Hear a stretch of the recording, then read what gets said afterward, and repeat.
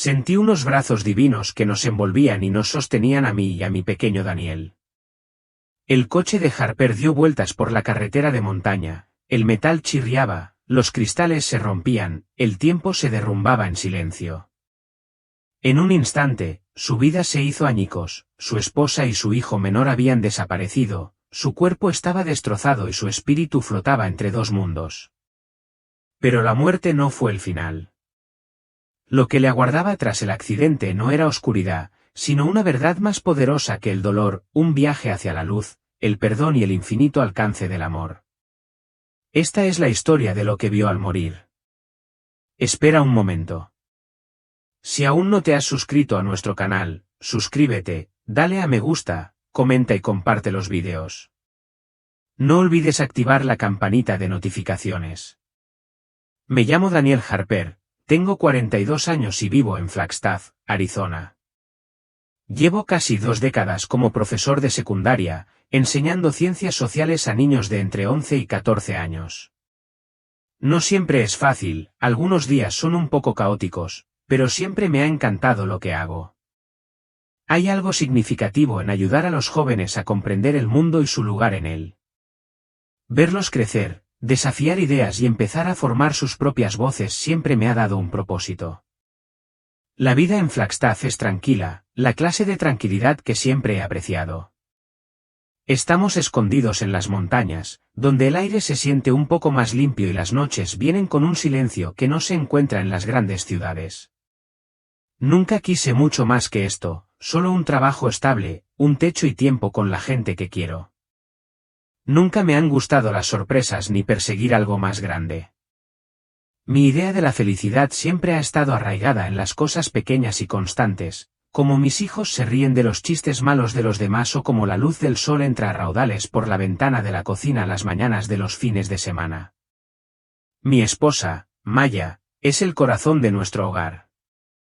Nos conocimos en la universidad y hemos estado juntos desde entonces. Tiene una fuerza serena que me tranquiliza cuando tiendo a pensar demasiado y preocuparme. Me aporta equilibrio, recordándome que respire, que baje el ritmo y que me deje llevar. Trabaja a tiempo parcial en la biblioteca local y es el tipo de persona en la que todos parecen confiar al instante. Los niños la adoran, y también las personas mayores que pasan a charlar. Escucha de verdad, algo poco común de lo que la gente cree. Lucas ya tiene 15 años, es más alto que yo y está lleno de preguntas. Tiene una mente aguda y un corazón bondadoso. A veces lo miro y me pregunto cómo alguien como yo ayudó a criar a alguien como él. Eli tiene 11 años, es más reservado, pero igual de brillante. Es de los que se sientan a dibujar durante horas, completamente perdidos en su propio mundo. Son tan diferentes, y sin embargo, tan unidos, siempre cuidándose el uno al otro. Solía pensar que teníamos todo el tiempo del mundo. Iba a trabajar, llegaba a casa, ayudaba con las tareas, hacía parrilladas los fines de semana, quizá hacía un viaje por carretera de vez en cuando. Nada extraordinario, pero me parecía bien. De hecho, lo agradecía. No tenía motivos para cuestionar el camino que estaba siguiendo, mi vida estaba plena en todos los aspectos importantes. O eso creía. Era el último día de nuestras vacaciones de primavera y volvíamos en coche de un tranquilo fin de semana en las Montañas Blancas. Habíamos alquilado una pequeña cabaña allí arriba, nada del otro mundo, solo un lugar donde los 4 pudiéramos estar juntos sin distracciones. Sin wifi, sin correos del trabajo, sin obligaciones escolares, solo juegos de mesa, fogatas y el sonido del viento entre los pinos. Era justo lo que necesitábamos. Esa mañana, el aire era fresco y despejado. Recogimos nuestras cosas despacio, sin prisas. Los chicos ayudaron a juntar leña para volver a la pila, y Maya nos preparó una última cafetera. Nos quedamos fuera de la cabaña, bebiendo de nuestras tazas, viendo cómo el vapor se elevaba en el aire frío. Recuerdo haber pensado, esto es todo. Este es el tipo de momento que quiero recordar cuando sea viejo. Era una paz que nadie más recordaría, pero llena de significado para mí. De camino a casa, los chicos se sentaron atrás, compartiendo auriculares, escuchando una lista de reproducción que habían creado. De vez en cuando, uno se reía a carcajadas, y el otro lo mandaba callar, riendo también. Maya se sentó a mi lado, hojeando un libro que apenas había empezado el fin de semana. Su mano descansaba sobre mi pierna de esa forma despreocupada que hacía que todo pareciera sólido. Condujimos por la ruta panorámica, con las ventanillas entreabiertas para dejar entrar el aire fresco de la primavera. La nieve empezaba a derretirse y se veía el verde asomarse, las primeras señales de la vida que regresaba. Pasamos arroyos serpenteantes y campos abiertos, caballos tranquilos cerca de las vallas y colinas que se extendían como olas. Había una especie de silencio en todo aquello, no vacío, sino pleno, como si la naturaleza susurrara en lugar de gritar. En un momento dado, Maya me miró y sonrió. Fue un buen viaje, dijo. Asentí, con la vista fija en la carretera. Sí, dije. De verdad, y lo decía en serio. Recuerdo mirar a los niños por el retrovisor, pensando en lo rápido que estaban creciendo, en que esta simple etapa no duraría para siempre. Me sentí agradecida, quizá más de lo que me había sentido en mucho tiempo. No hablábamos de nada serio, solo de cosas sin importancia, a dónde iríamos el próximo verano, qué cenaríamos al llegar a casa. Lucas bromeó sobre cómo ronco como un oso, y todos se rieron, incluso yo. Parecía que la vida transcurría a cámara lenta, en el mejor sentido. Si me hubieras preguntado entonces, te habría dicho que nada podría arruinar ese día. Tenía a mi familia, el camino abierto y un corazón lleno de satisfacción. Pero ninguno de nosotros sabía lo que nos esperaba a la vuelta de la esquina. El camino serpenteaba suavemente entre árboles altos. Recuerdo un destello de sol que atravesó el parabrisas, casi cegándome por un segundo. Entrecerré los ojos y ajusté la visera. Lucas tarareaba su canción. Maya acababa de preguntar si teníamos suficiente gasolina para llegar a casa. Entonces, todo encajó. Un camión salió de la nada, yendo a toda velocidad hacia nosotros por el carril equivocado. Tenía quizás 2 segundos. Di un volantazo y frené. El crujido espantoso del metal retorciéndose, la explosión de cristales rotos, el mundo dio un vuelco, no metafóricamente, sino de verdad. Hubo una ingravidez que giraba, una confusión de luces y sombras, y luego todo se detuvo con un último y estruendoso crujido. Silencio. Luego, un zumbido agudo a lo lejos. Alguien gritaba, podría haber sido yo. Algo me aplastó el pecho. Mi cabeza colgaba hacia un lado. Solo podía ver sangre manchada en el interior del parabrisas. Mi visión se duplicó, luego se triplicó. No podía moverme. No podía hablar. El tiempo no transcurría en segundos, se arrastraba en fragmentos rotos. El aire frío entró a raudales por una ventana rota. Recuerdo el olor, aceite, goma quemada y algo metálico, como monedas y un puñado de agua. Las voces entraban y salían como una radio que se interrumpe, ¿está vivo? Quédese conmigo, señor, manténgase despierto. Otros 2, no le encuentro el pulso. No sabía qué significaban. No quería saberlo. Luego, oscuridad. No dormía, solo ausencia, un espacio sin forma, sin peso, sin sonido. Floté en él, consciente de nada excepto de que ya no estaba en mi cuerpo.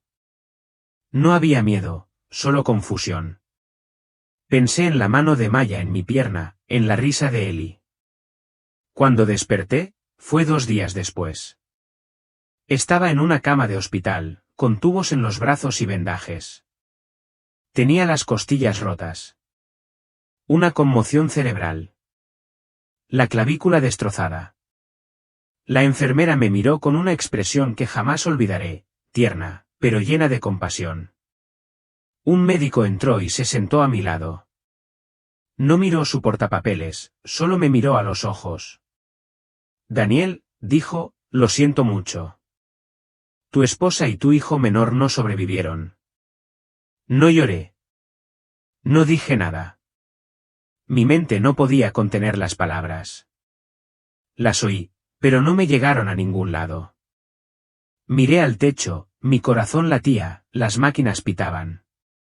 Estaba viva, pero no parecía vida.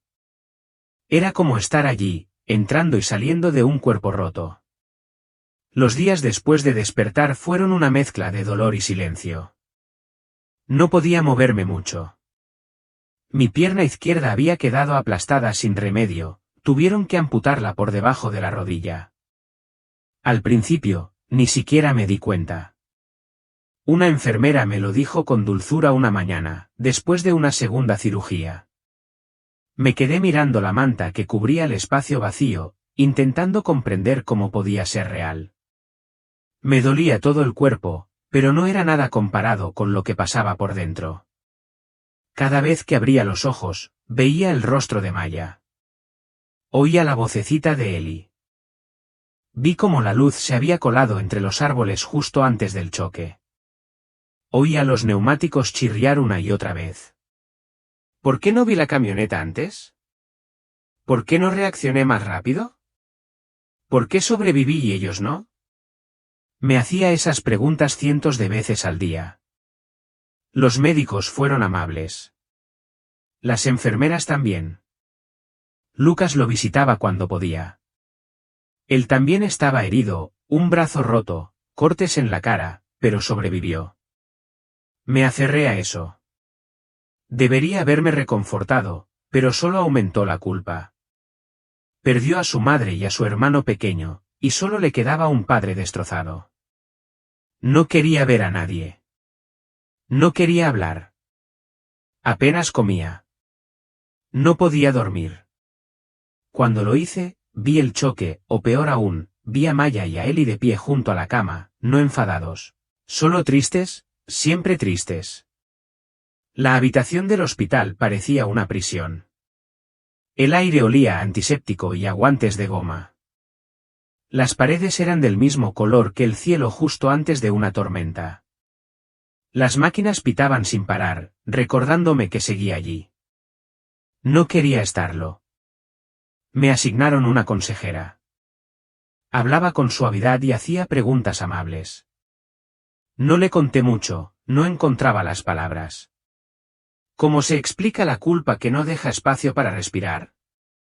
Todos los días le preguntaba a Dios, o al cielo, o al techo, ¿por qué me dejó atrás? ¿Qué sentido tenía salvar a un hombre que ni siquiera podía proteger a su propia familia? No quería consuelo. No quería esperanza. Quería regresar o desaparecer. Por primera vez en mi vida, comprendí lo que era la verdadera desesperación. No era ruidosa, sino silenciosa y pesada, como hundirse en el agua mientras todos los demás estaban a salvo en la orilla. Y ya no tenía ni idea de nadar. No sé exactamente cuándo ocurrió. Quizás fue durante la segunda cirugía, o una de esas noches en que los analgésicos me adormecieron todo menos el dolor del pecho. Pero lo recuerdo con claridad, más que cualquier cosa anterior o posterior. Me sentí flotando, no como en un sueño, no como cuando estás medio dormido y no sabes que es real. Esto era diferente. Sabía dónde estaba. Veía la habitación desde arriba, cerca del techo. Mi cuerpo yacía en la cama, pálido y destrozado, rodeado de máquinas y tubos. Una enfermera ajustaba algo en el monitor. Un médico estaba de pie cerca de los pies de la cama, con las manos cruzadas. En un rincón de la habitación, Lucas estaba sentado tranquilamente en una silla, con las rodillas en alto y las lágrimas corriendo por sus mejillas. Intenté alcanzarlo, pero mis manos no estaban allí. No tenía peso, ni voz, pero lo sentía todo, su tristeza, su miedo, su soledad. Entonces todo empezó a cambiar. La habitación se desvaneció. Las paredes se disolvieron como niebla. Me moví sin caminar, arrastrado hacia adelante como por una suave corriente. Llegué a un lugar lleno de luz. No era cegadora, era suave y cálida, como estar al sol después de un largo invierno. No había techo ni suelo, solo una presencia infinita de luz y paz. Por primera vez desde el accidente, no tenía miedo. No sentía dolor. Entonces la vi, Maya. Estaba de pie frente a mí, resplandeciente, no como una fantasía, sino con una sensación de realidad.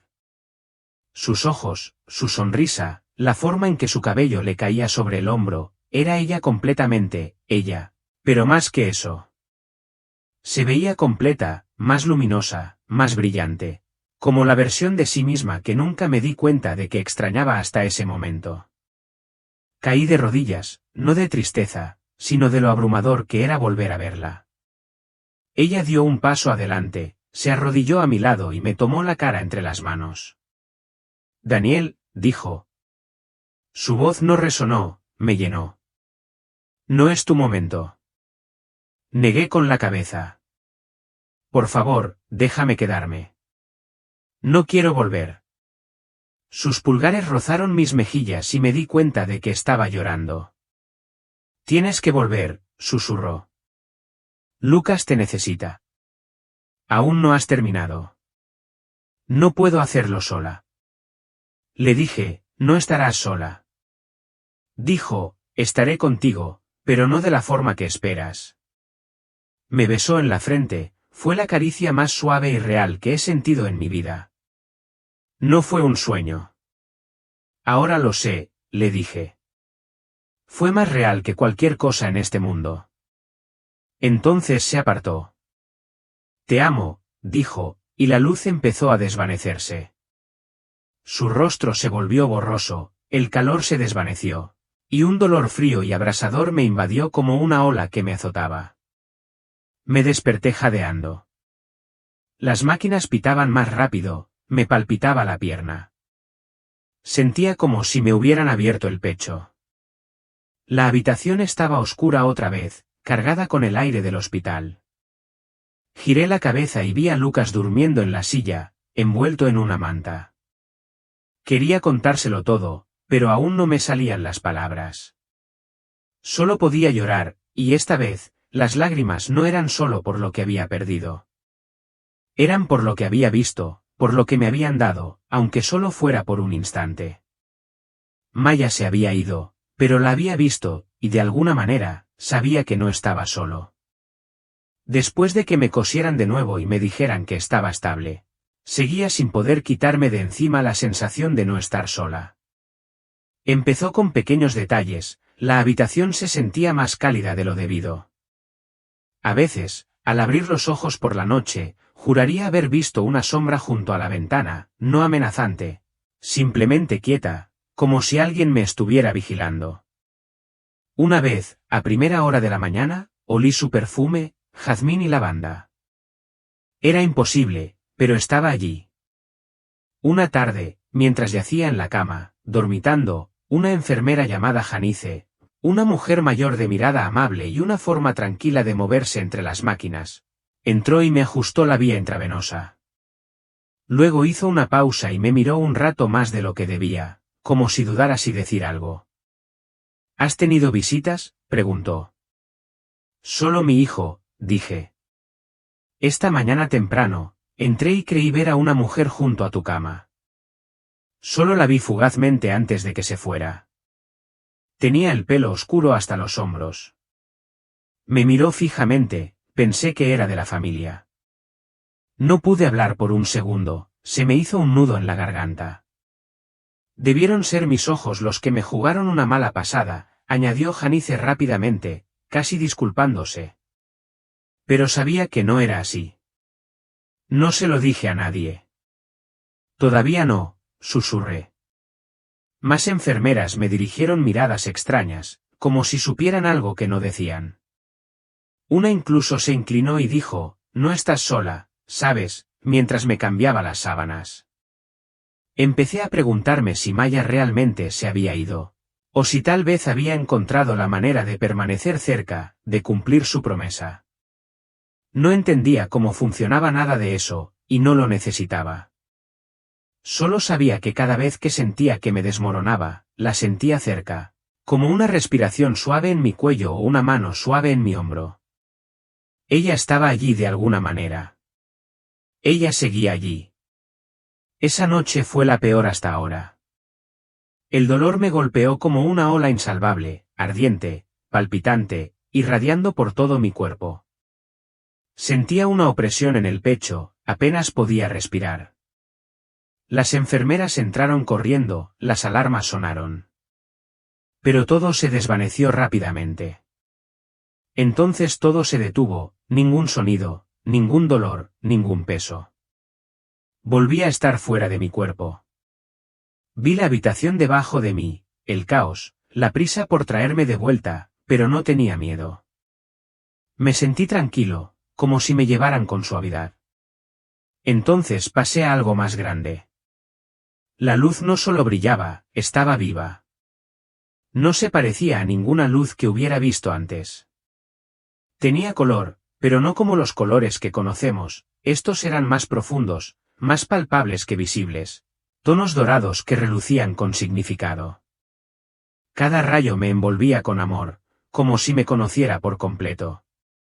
Y entonces la sentí, una presencia. No hablaba con palabras, pero lo entendí todo. No era hombre ni mujer, era simplemente amor, un amor perfecto, abrumador e incondicional. No tenía defensas ante él, y no las necesitaba. Me sentí segura, conocida, perdonada. Entonces comenzó la revisión de mi vida. No solo observé mi vida, la reviví, cada momento, desde lo trivial hasta los momentos decisivos. Pero la cuestión es esta, no solo los vi con mis ojos. Los vi a través del corazón de las personas que había influenciado. Sentí el orgullo silencioso de mi madre cuando me gradué. Sentí la alegría de Maya la primera vez que le dije que la amaba. Sentí la confianza de Lucas cuando le leía antes de dormir. Sentí el cariño de Eli cuando me tomó de la mano al entrar al preescolar. Pero también sentí el dolor que había causado. Sentí la tristeza de Maya las noches que me apartaba y no hablaba. Sentí la vergüenza del estudiante cuando una vez le grité con demasiada dureza. Sentí mi propio entumecimiento, la forma en que la culpa me había envenenado después del accidente. Esperaba juicio, pero no lo hubo, solo compasión, solo comprensión. Incluso los momentos que odiaba de mí misma, los veía como oportunidades para crecer, no como sentencias que cargar. Vi que mi culpa, aunque humana, no era a lo que debía aferrarme. El amor me vio por completo y no me dio la espalda.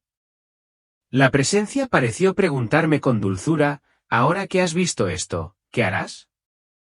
¿Cómo vivirás? Pensé en ese momento mientras estaba en la sala de espera. Creo que nunca se lo he mencionado a nadie, en años. Le conté a Emily lo que había visto, su taza de café, sus ojos, sus pensamientos. Emily empezó a llorar, no de miedo ni de tristeza. Fue como si se le rompiera una presa en el interior. «¿De verdad estuviste ahí?», susurró. Sentí algo, pero pensé que me lo estaba inventando. Asentí, abrumada.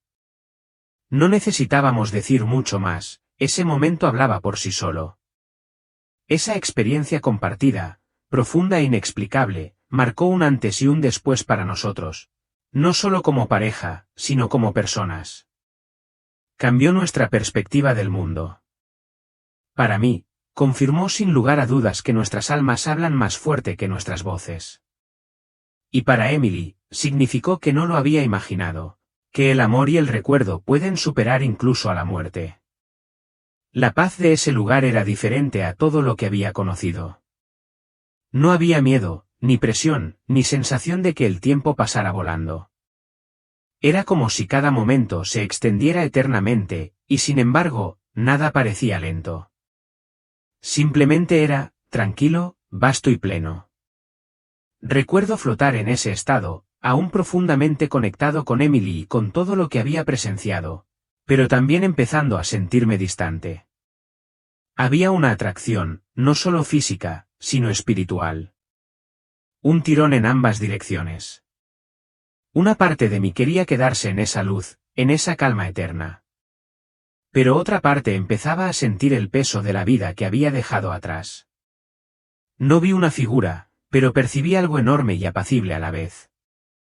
No habló con palabras, pero supe lo que decía: puedes quedarte, pero no habrás terminado. Eso me impactó profundamente. Pensé en Emily. Pensé en mi hermano menor, Caleb. En mis padres. Vi destellos de sus vidas sin mí, vacíos que dejaba atrás, no solo en cumpleaños o cenas, sino de maneras más profundas, los momentos en que necesitaban consuelo o apoyo, o simplemente a alguien que les recordara que no estaban solos. Sentí el peso de todo eso. Entonces llegó un momento de quietud, y escuché un pensamiento tan claro que resonó en mi interior: no es tu momento. Con eso, comprendí. No me obligaban a volver atrás, confiaban en mí para que tomara la decisión. Pero en el fondo, sabía lo que tenía que pasar. Por muy tentador que fuera permanecer en esa paz, no podía alejarme de lo que debía terminar.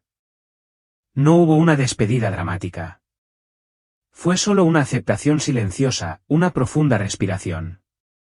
Y entonces solté la luz. En el momento en que decidí regresar, sentí como si todo se derrumbara. Esa sensación de ingravidez comenzó a desvanecerse, y algo más pesado tomó su lugar: mi cuerpo, mi vida, el dolor. Pero incluso al dejar atrás ese reino, llevaba conmigo una extraña sensación de fuerza. Ya no era la misma persona. Había visto demasiado, y ahora sabía que la muerte no era el final, era una puerta, pero la mía no se había abierto del todo. Todavía no. Regresar no fue nada fácil. Había imaginado que sería como despertar de un sueño profundo, tranquilo y lento, pero fue más bien como ser empujado a un espacio estrecho y frío después de flotar en un calor infinito. Lo primero que noté fue lo pesado que me sentía, mi cuerpo, mi pecho, mis brazos. Era como llevar un abrigo mojado de plomo. La luz era insoportable, intensa, clínica, incorrecta. Intenté abrir los ojos, pero incluso un rayo de luz me hacía sentir como si alguien me estuviera iluminando el cráneo con una linterna. Los sonidos eran más fuertes de lo debido: pitidos de máquinas, pies arrastrando los pies, el murmullo de voces. No distinguía las palabras, solo ruido, confuso y demasiado cerca. Entonces, sin más, desperté, completamente consciente demasiado pronto.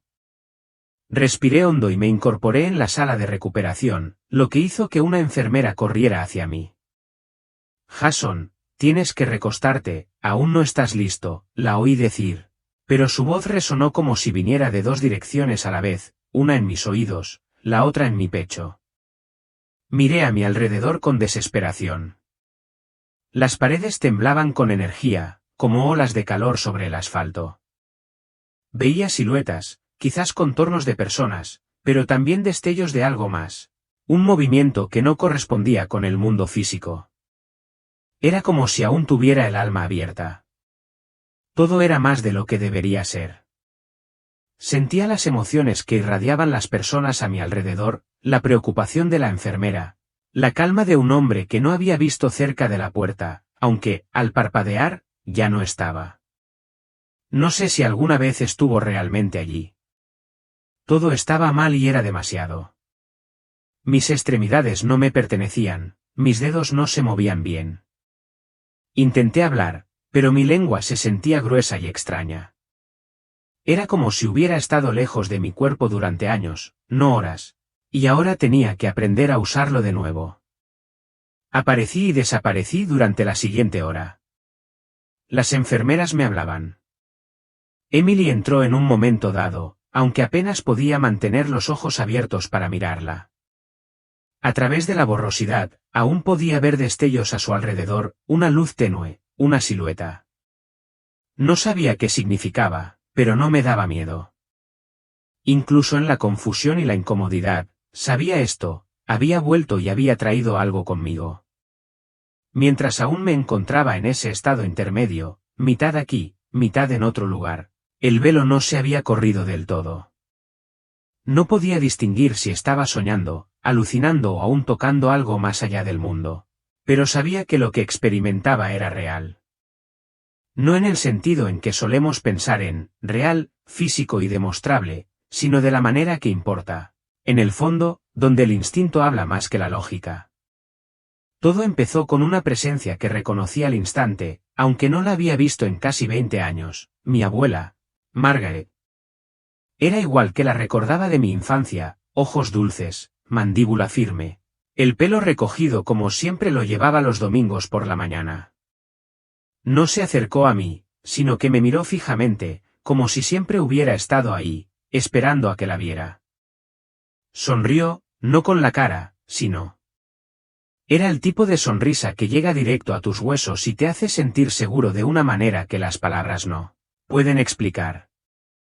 No dijo nada en voz alta, pero la oí de todas formas. Su voz no me llegó a los oídos, llegó con toda su fuerza a mi pecho. Dile a Janice que nunca la culpé y que tiene que dejar de cargar con una culpa que nunca le correspondió. No entendí del todo el mensaje, pero sabía que importaba. Sabía que era urgente. Más tarde ese día, cuando me sentí lo suficientemente bien como para incorporarme y hablar, Janice entró en la habitación. Intentaba aparentar serenidad, pero pude ver la tensión en sus ojos. Le conté lo que Margaret había dicho. Al principio, solo me miró fijamente. Luego, entreabrió la boca y empezó a llorar, no intentó contenerla. Lo sabe, susurró.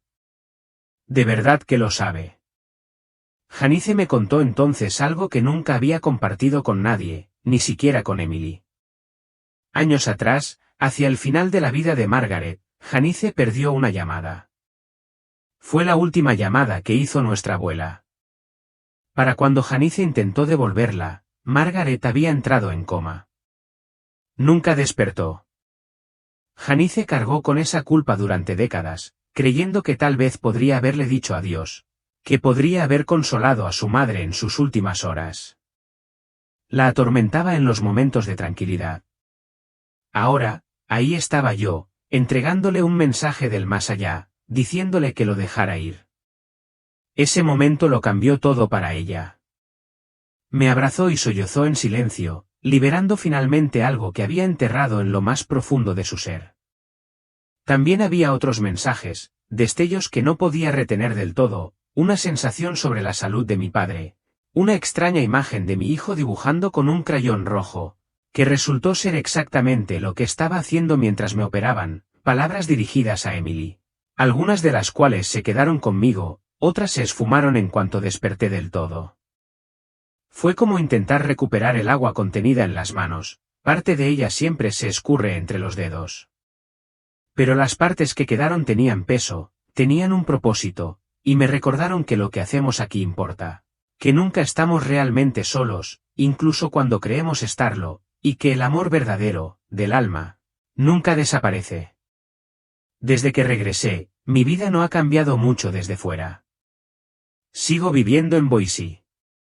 Sigo poniéndome el uniforme de paramédico y viajando en la parte trasera de una ambulancia. Sigo haciendo la compra los domingos, me frustro con el tráfico y me olvido de contestar los mensajes. Pero por dentro, todo es diferente. La paz que sentía en ese otro mundo nunca me abandonó del todo. Hay una silenciosa certeza que zumba bajo la superficie de todo lo que hago. No puedo explicarla, y ya no lo intento. Simplemente vivo con ella, como una linterna dentro de mí que no se apaga por muy oscura que esté. Antes de que esto sucediera, era de mente abierta, pero escéptico. Siempre creí que podría haber algo después de la muerte, pero no le dedicaba mucho tiempo. Como la mayoría de la gente, evitaba el tema a menos que tuviera que afrontarlo en el trabajo o cuando fallecía un ser querido. Ahora, ya no veo la muerte como un final. Ya ni siquiera es un misterio para mí, es una puerta, un regreso. El duelo todavía duele, claro que sí. He perdido amigos y he visto de cerca el sufrimiento en urgencias y accidentes de tráfico. Pero ahora, cuando sostengo la mano de alguien que llora, no solo le ofrezco apoyo médico, le ofrezco mi presencia. Llevo conmigo la profunda certeza de que hay más, de que el amor se extiende mucho más allá del último aliento. Mis relaciones también han cambiado. Escucho más. Perdono más rápido. Me río con más facilidad. No tengo prisas al conversar con mi hijo ni me desconecto cuando Emily habla de su día. Estoy aquí ahora, realmente aquí, porque sé lo precioso que es este momento y lo fugaz que es. Todavía hay días en que me desanimo, me siento abrumada o frustrada. Esta experiencia no me convirtió en una santa, pero sí suavizó algo dentro de mí. Me hizo más valiente. Ya no temo lo que viene, ya no me aferro tanto al control. Sé que, pase lo que pase, no estoy sola. Ninguno de nosotros lo está. Y ese mensaje, la silenciosa verdad susurrada en el espacio entre la vida y la muerte, se ha convertido en mi fundamento. Ahora sé, más allá de toda duda, que todo va a estar bien.